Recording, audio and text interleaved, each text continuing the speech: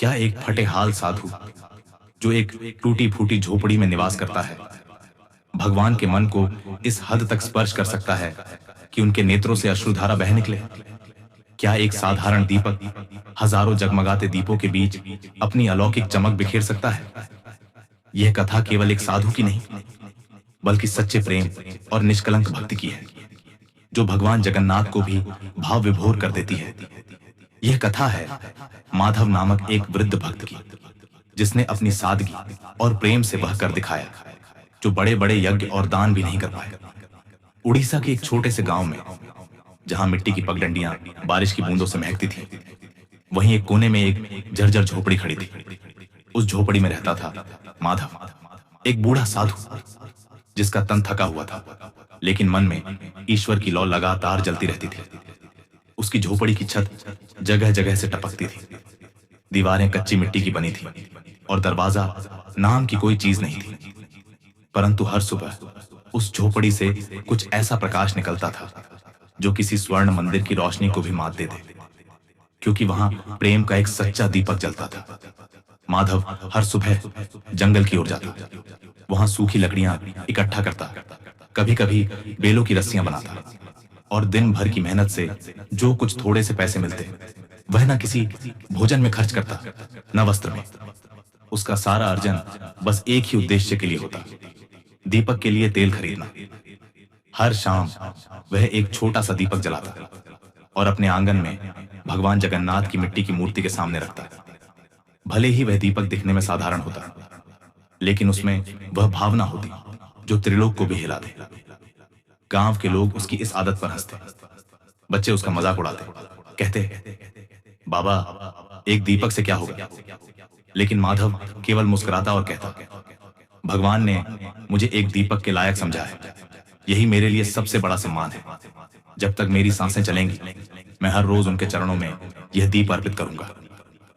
उस दीपक में उसकी भूख, उसकी थकान, उसका प्रेम और उसका संपूर्ण समर्पण समाया होता है। माधव मंदिर के भीतर कभी नहीं गया था, वह खुद को पवित्र नहीं मानता था। वह कहता, मेरा तन अपवित्र हो सकता है, पर मेरा प्रेम ईश्वर के लिए शुद्ध और निश्चल है। हर सुबह वह अपने दरवाजे पर बैठता, भजन गुनगुनाता, नयन नहीं देखे नाथ, पर आपसे प्रेम हो गया। उसके स्वर में इतनी सच्चाई होती कि जैसे प्रकृति भी ठहर जाती।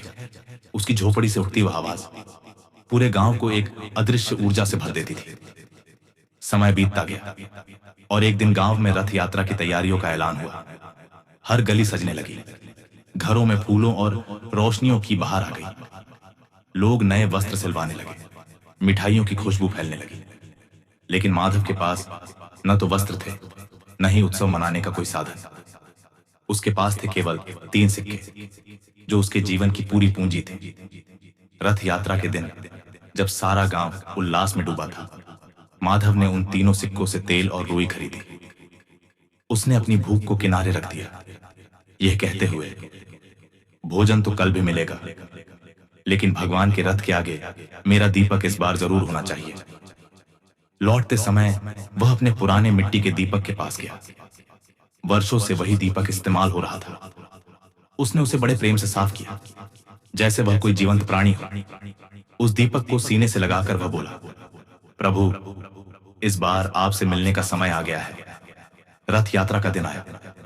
पूरे गांव में उत्सव का वातावरण था। हर गली फूलों से भरी थी। मंदिर की सजावट देखते ही बनती थी। लाखों भक्त आए हुए थे। उसी भीड़ में माधव भी चल पड़ा, नंगे पांव तपती धूप में अपने सीने से दीपक लगाए। जैसे ही वह आगे बढ़ा, अचानक बादलों ने आकाश ढक लिया और हल्की फुहारें शुरू हो गईं। जल्द ही बारिश तेज हो गई। रास्ते कीचड़ में बदल गए। लोग फिसलने लगे, पर माधव डगमगाए नहीं। जब भी वह गिरता, दीपक को अपने शरीर से बचा लेता। मैं गिर सकता हूं प्रभु, उसने बुदबुदाया, पर यह दीपक बुझने नहीं दूंगा। मंदिर पहुंचते ही उसे दरवाजे पर रोक दिया गया। प्रहरी ने कठोर स्वर में कहा, तुम अंदर नहीं जा सकते। न तुम्हारे वस्त्र उचित हैं, न तुम्हारे पास कोई भेंट है। माधव चुपचाप वहीं बैठ गया। उसके चेहरे पर थकान और अपमान के भाव थे, पर उसका दीपक अब भी जल रहा था। उसकी आंखों से आंसू बह रहे थे। लेकिन वह अश्रु भी शायद ईश्वर के चरणों में समर्पित प्रतीत हो रहे थे। तभी मंदिर के भीतर एक अद्भुत चमत्कार हुआ। भगवान जगन्नाथ की मूर्ति से तेज प्रकाश निकलने लगा और उनके नेत्रों से अश्रु बहने लगे। पुजारी हक्का बक्का रह गए, राजा भी सन्न रह गए। उसी रात राजा को स्वप्न आया। भगवान जगन्नाथ स्वयं प्रकट हुए और बोले, हे राजन, तुम्हारी प्रजा में एक ऐसा साधु है जिसका दीपक हजारों दीपों से अधिक मूल्यवान है। उसमें प्रेम है, त्याग है और वह सच्चा समर्पण है जिसकी मुझे तलाश थी। सुबह होते ही राजा ने आदेश दिया कि माधव को पूरे सम्मान के साथ मंदिर लाया जाए। रथ यात्रा के मुख्य आयोजन में, जहां हजारों दीप जल रहे थे, माधव का छोटा सा दीपक सिंहासन के समीप रखा गया। जैसे ही वह दीपक वहां रखा गया, मूर्ति से एक दिव्य प्रकाश निकलकर उसमें समा गया। अब वह दीपक सामान्य नहीं रहा, वह अब बुझ चुका था, लेकिन उसकी आभा में एक ऐसी ऊर्जा थी जो किसी भी अन्य दीपक से भिन्न थी। लोगों ने यह दृश्य देखा तो भाव विभोर हो उठे। माधव ने दोनों हाथ जोड़कर कहा, प्रभु, आज आपने मुझे स्वीकार कर लिया, अब जीवन में कुछ और नहीं चाहिए। ये कहते हुए वह प्रभु के चरणों में गिर पड़ा और वहीं उसकी अंतिम सांस चली। उसका शरीर भले ही शांत हुआ, पर उसकी आत्मा प्रभु में लीन हो गई। तो सोचिए, क्या सच में दिखावा ईश्वर को प्रसन्न कर सकता है? क्या बाहरी पूजा आंतरिक प्रेम से अधिक महत्वपूर्ण है? जब प्रेम निश्चल हो, भक्ति सच्ची हो, तो भगवान स्वयं चलकर आ जाते हैं।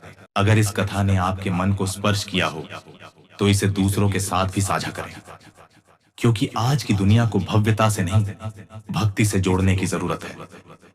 जय श्री जगन्नाथ।